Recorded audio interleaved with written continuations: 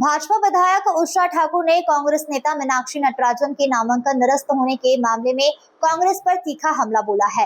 इंदौर में मीडिया से चर्चा करते हुए उन्होंने कांग्रेस को गैर जिम्मेदार और अनुभवहीन पार्टी बताते हुए कहा कि इतने वर्षों तक सत्ता में रहने के बावजूद भी कांग्रेस एक डमी प्रत्याशी तक खड़ा नहीं कर सकी।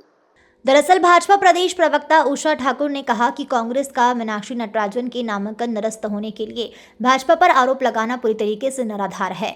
उन्होंने कहा भाजपा एक पार्षद चुनाव में भी डमी प्रत्याशी खड़ा करती है, जबकि कांग्रेस ने लोक सेवा जैसे महत्वपूर्ण चुनाव में यह सावधानी नहीं बरती। उषा ठाकुर ने यह भी कहा कि जिस महिला की शिकायत पर मीनाक्षी नटराजन को नोटिस जारी किया गया था, उस महिला की बददुआ के कारण उनका नामांकन निरस्त हुआ है। Bite VO2। वहीं भाजपा जिला अध्यक्ष श्रवण सिंह चावड़ा ने कहा कि मीनाक्षी नटराजन का नामांकन रद्द होना कांग्रेस की आंतरिक राजनीति और गुटबाजी का परिणाम है। मीनाक्षी नटराजन जी का फॉर्म निरस्त होना कांग्रेस की घोर लापरवाही और उनके अंतर कलह का परिणाम है, क्योंकि इस देश में संविधान सर्वोपरि है।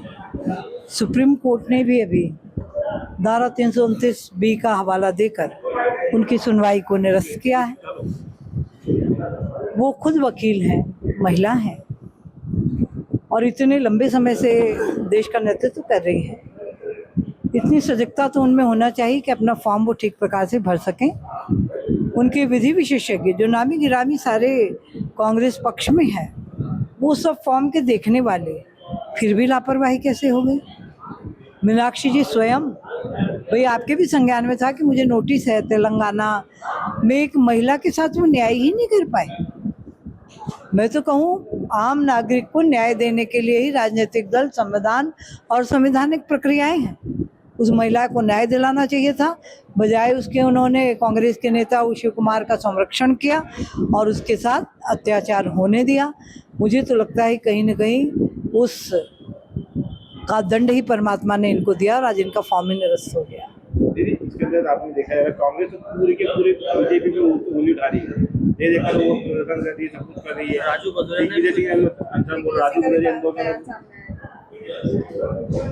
कुछ भी कहे पर सत्य तो सबके सामने है।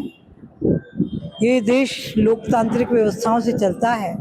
संविधान सर्वोपरि राष्ट्र की आत्मा है। सुप्रीम कोर्ट ने जो कहा वही सर्वमान्य है। छोटा भाई है वो भी, मैं उसको समझाऊंगी कि ये देश संविधान से चलेगा, कानून हाथ में लोगे तो कठोर दंडात्मक कार्यवाहियाँ होंगी। संवैधानिक प्रक्रिया है, हम अपने अपने विचारों का प्रचार प्रसार करें, जनता को जो अच्छा लगेगा जनता उसे चुनेगी। कांग्रेस ने समाधान किया, कांग्रेस ने कोई इसको रोकने की कैसे देखते हो? कांग्रेस ने इसको चाहती है कुछ हो। कांग्रेस का चरित्र ही ऐसा, जब 65 साल नेतृत्व था उनके पास, संविधान का माहौल बनाया। वो शाह बानो बेचारी 90 वर्ष की महिला को गुजारा भत्ता नहीं मिलने दिया, लोकसभा में ले जाके सुप्रीम कोर्ट के कानून को बदलाया।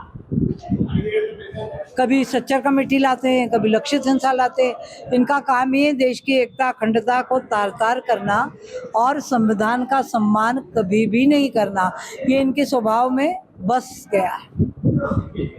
पर ये देश संविधान से चलेगा, मोदी जी का राज है। किसी ने भी संविधान का उल्लंघन किया तो दंड पाएगा। इंदौर से नेशन टाइम की रिपोर्ट।